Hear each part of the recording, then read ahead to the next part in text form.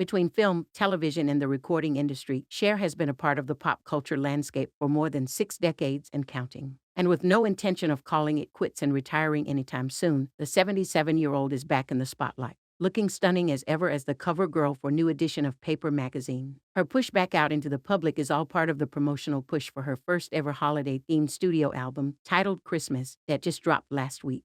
While Cher talks about not being a fan of her own voice in the new interview, many of her millions of fans around the world would likely disagree with her assessment of herself, considering she's still cover girl worthy after all these years.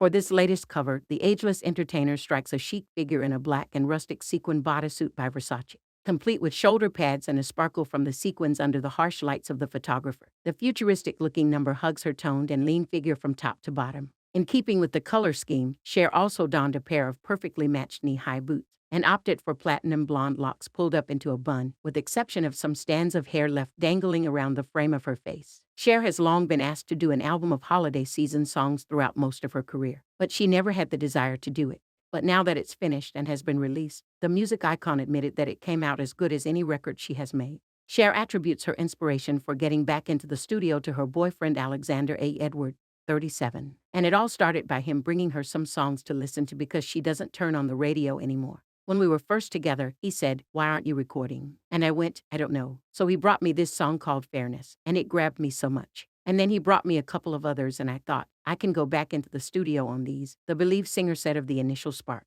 Cher continued, and then all of a sudden, the Christmas album came up again. I mean, it had been coming up my whole life, and I'd always been going, yeah, no, and somehow this was different. When I started, I was totally into it. I called Cindy first, and then I called Stevie, and then Darlene. Tyga was a surprise, and Michael was kind of a surprise, too, because I have friends that know him. While she's released 26 previous solo albums, and 5 more as one half of Sonny and Cher dating back to 1965, she admitted she hasn't been fond of all of them. I've made so many albums, and some of the ones I thought were as good as I could like an album of mine weren't hits. And then other ones that I was not that excited about. She said of the unpredictability of the music industry.